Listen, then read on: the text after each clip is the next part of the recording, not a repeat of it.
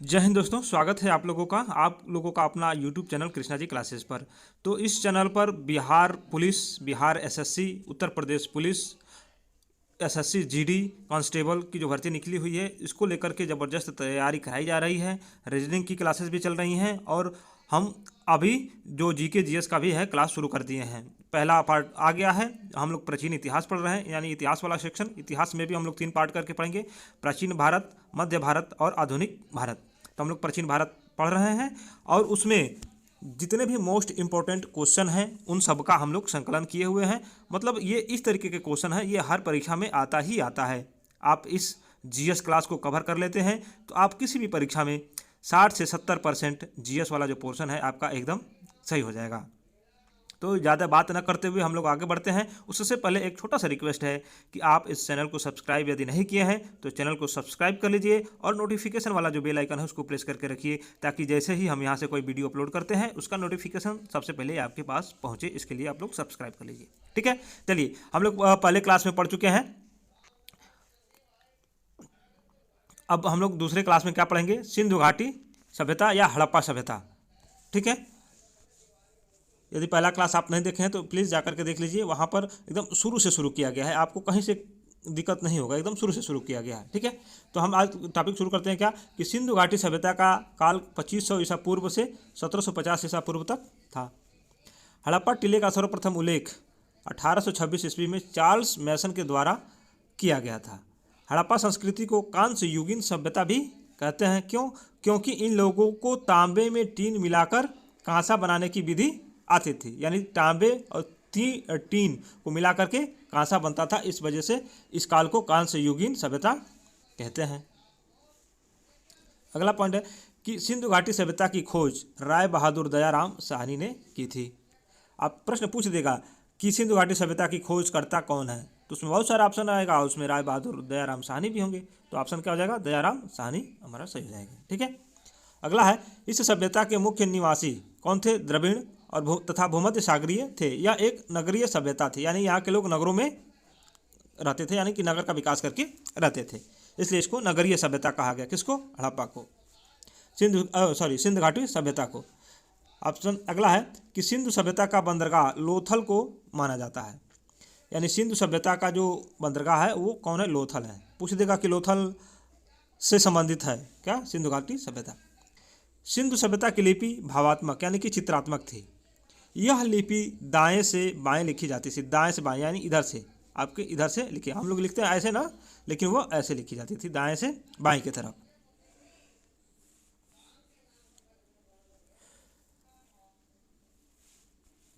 सिंधु सभ्यता में नगर तथा घरों को बनाने के लिए ग्रिड पद्धति अपनाई गई। ग्रिड मतलब ऐसे लाइन से, इधर के मुंह इधर, इधर घर के मुंह इधर, यानी बीच में सड़क होता था, ठीक, बगल में नाली होती थी, इसको हम लोग क्या ग्रिड पद्धति अपनाई गई, ठीक है, सिंधु सभ्यता में नगर तथा घरों को बनाने के लिए।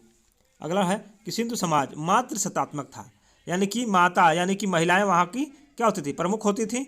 आजकल जैसे राशन कार्डों में क्या है, महिलाओं का नाम आता है ना, लेकिन कार्डों पे या किसी के आई कार्ड वगैरह किसी पे पिता का नाम आता है, पिता का नाम। पहले क्या था? मातृ सत्तात्मक था, यानी कि घर की जो पूरी जिम्मेदारी थी किसके हाथ में थी? महिला के हाथ में, इसलिए कहा गया मातृ सत्तात्मक था। अगला है, मोहनजोदड़ो से एक कांस्य की मूर्ति नर्तकी मिली है, यानी कि नर्तकी की मूर्ति मिली है जो किसकी थी? कांसे की थी। कहाँ से? मोहनजोदड़ो से मिली है। अगला है, ये लोग मिठास के लिए शहद का प्रयोग करते थे, यानी कि ऑप्शन आ सकता है कि मिठास के लिए किसका प्रयोग करते थे? किसका? शहद का प्रयोग करते थे। संध्यावासी दशमलव प्रणाली पर आधारित बाटों का प्रयोग करते थे। संध्यावासी मतलब वही आर्य लोग। अगला है कि लोथल में मिट्टी से निर्मित घोड़े की प्रतिमा प्राप्त हुई है, यानी कि जो लोथल बंदरगाह है, कहाँ? सिंधु घाटी सभ्यता का बंदरगाह है ना लोथल, वहाँ से मिट्टी से निर्मित घोड़े की प्रतिमा प्राप्त हुई है लोथल से। यहाँ गाय का साक्ष्य नहीं मिले हैं, लोथल में क्या गाय का साक्ष्य नहीं मिले हैं। प्रश्न ऐसा पूछ सकता है कि गाय के साक्ष्य नहीं मिले हैं, ऑप्शन दे देगा और उसमें लोथल भी रहेगा, तो क्या होगा? लोथल से, ठीक। सिंधुवासी बत्तख को अत्यधिक पवित्र मानते थे। जो सिंधुवासी थे वो बत्तख, किसको? बत्तख को अधिक पवित्र मानते थे। जूते हुए खेत के साक्ष्य कहाँ से मिलते हैं? कालीबंगा से प्राप्त हुए हैं। नकाशीदार ईंटों के प्रयोग के साक्ष्य भी कालीबंगन से प्राप्त हुए हैं, यानी कालीबंगन से दो चीज़ें मिली हैं, क्या? जूते हुए खेत और नक्काशीदार ईंटों का प्रयोग। ठीक है,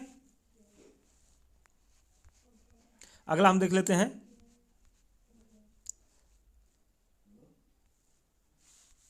यानी सिंधु सभ्यता के प्रमुख स्थल। देखिए ये प्रमुख स्थल दिया है, किस देश में भी है और किस नदी के किनारे है। ठीक है, तो पहला है क्या है, हड़प्पा। हड़प्पा कहाँ पड़ता है, पाकिस्तान में, रावी नदी के किनारे। दूसरा मोहनजोदड़ो, पाकिस्तान में पड़ता है, सिंधु नदी के किनारे। तीसरा चनहुदड़ो, पाकिस्तान में पड़ता है, सिंधु नदी के किनारे। यानी कि पहला हड़प्पा रावी नदी, मोहनजोदड़ो सिंधु नदी, चनहुदड़ो सिंधु नदी, या बाकी सब ये सब कहाँ पड़ते हैं, पाकिस्तान में अभी पड़ते हैं। कालीबंगा राजस्थान में पड़ता है, घग्गर नदी के किनारे। लोथल गुजरात में यानी भोगवा नदी के किनारे। रोपड़ पंजाब में सतलज नदी के किनारे। आलमगीरपुर मेरठ हिंडन नदी के किनारे। रंगपुर गुजरात सुखभादर नदी के किनारे। धौलावीरा गुजरात मनसर या मनहर नदी के किनारे। बनवाली हरियाणा में पड़ता है। बनवाली कहाँ पड़ता है, हरियाणा में रंगोई नदी के किनारे की सभ्यता है ये। 11वां सुतका गेंडोर पाकिस्तान में पड़ता है, दास्क नदी के किनारे। एक चीज़ आप लोग देख रहे होंगे कि जितने भी ये सभ्यताएं हैं वो किसी न किसी नदी के किनारे ही मिलती हैं। ऐसा क्यों होता था, नदी के किनारे जो है ज़मीन उपजाऊ होती थी, वहाँ पर पानी की भी व्यवस्था हो जाती थी। इस वजह से वहाँ पर लोग क्या अपना कॉलोनी बना करके रहते थे। इस वजह से जितनी भी सभ्यताएं हैं ये नदियों के किनारे ही मिलती हैं। ये बताइए, आप ही बताइए, आपको जहाँ सुविधा मिलेगा वहीं ना घर बनाएंगे। ऐसा थोड़ी है कि जंगल में चाहे पहाड़ों पर बना लेंगे।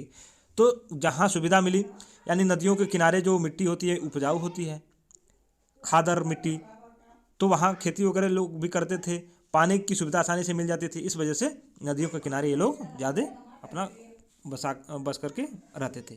ठीक, अगला टॉपिक है कि मोहनजोदड़ो से प्राप्त सबसे बड़ी इमारत क्या है, अन्नागार है। अन्नागार क्या है, सबसे बड़ा इमारत है, कहाँ से, मोहनजोदड़ो से। इनकी प्रमुख फसल गेहूं और जौ थी और ये सूती एवं ऊनी वस्त्रों का प्रयोग करते थे। अग्निकुंड लोथल तथा कालीबंगन से प्राप्त हुए। कालीबंगन का अर्थ है काली चूड़ियाँ। अग्निकुंड कहाँ से, लोथल और कालीबंगन से प्राप्त हुए हैं। कालीबंगन का मतलब होता है क्या, काली चूड़ियाँ। मनके बनाने के कारखाने लोथल तथा चनहुदड़ो से प्राप्त हुए हैं। लोथल तथा चनहुदड़ो से क्या प्राप्त हुए, मनके बनाने के कारखाने। चावल के साक्ष्य लोथल से प्राप्त हुए हैं। हड़प्पा की मोहरों पर एक सिंग वाले पशु का चित्र मिलता है। ये मोहरें स्टेलाइट धातु की बनी हुई हैं। ठीक, किस धातु की, स्टेलाइट धातु की बनी हुई हैं। सिंधु सभ्यता के लोग मातृ देवी की पूजा करते थे और पशुओं में कुबड़ वाले सांड की पूजा करते थे। प्रश्न पूछ देगा कि सिंधु सभ्यता के लोग किस जानवर की पूजा करते थे या किस पशु की पूजा करते थे, तो कुबड़ वाले जो सांड है उसकी पूजा करते थे और मातृ देवी की पूजा करते थे। ये लोग सूती तथा ऊनी वस्त्रों का प्रयोग करते थे तथा मनोरंजन के लिए ये लोग मछली पकड़ना, शिकार करना, पशु पक्षी को आपस में लड़ाना तथा पासा खेलने का प्रयोग करते थे मनोरंजन के लिए। ठीक,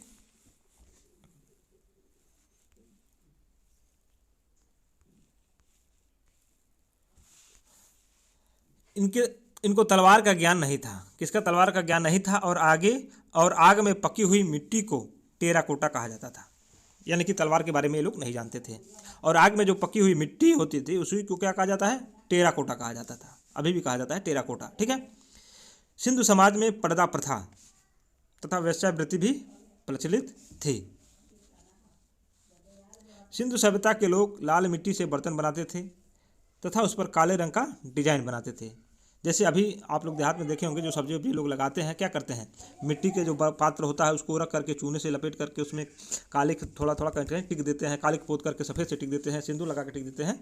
ये उसी तरीके से क्या डिजाइन बनाते थे। सिंधु सभ्यता यानी कि सिंधु घाटी सभ्यता के निवास का कारण क्या था, विनाश का कारण क्या था, बाढ़ को माना जाता है। यानी कि बहुत बृहद मात्रा में बाढ़ आई जिसकी वजह से वो सभ्यता क्या हो गई, तहस नहस हो गई। बाढ़ को ही मेन कारण माना जाता है, किसका, सिंधु सभ्यता का विनाश का कारण माना जाता है। ठीक है, तो ये तो रहा सिंधु सभ्यता तथा हड़प्पा सभ्यता के बारे में जानकारी। यहाँ से प्रश्न अक्सर पूछे जाते हैं, हर प्रश्न में 2 से 3 प्रश्न पूछे जाते हैं। तो आप लोग इसको एक बार 2 बार करके वीडियो को रिवाइज करके देख लीजिए, नहीं तो आप इसको एक बार लिख करके नोट्स बना लीजिए, क्योंकि अपना नोट्स बनाएंगे तो आपको सुविधा होगी फिर से रिवीजन करने में। तो अगले वीडियो में हम लोग पढ़ेंगे कहाँ से, वैदिक सभ्यता के बारे में पढ़ेंगे। और ये वीडियो लगातार चलता रहेगा, ये कार्यक्रम लगातार चलता रहेगा जब तक कि ये सब पेपर न चला जाए। देखिए हम लोग कोशिश करेंगे कि 1 महीने के अंदर इसको कंप्लीट कर लिया जाए, ठीक है। तो इसलिए छोटा छोटा वीडियो बना रहे हैं कि हमको भी दिक्कत नहीं हो और आपको भी देखने में दिक्कत नहीं हो, ठीक है। तो एक बार फिर से लास्ट में, वीडियो अच्छा लगा होगा तो प्लीज़ चैनल को सब्सक्राइब कर लीजिए और वीडियो को लाइक कर लीजिए। फिर मिलते हैं अगले वीडियो में नए वैदिक काल के साथ। तब तक जय हिंद।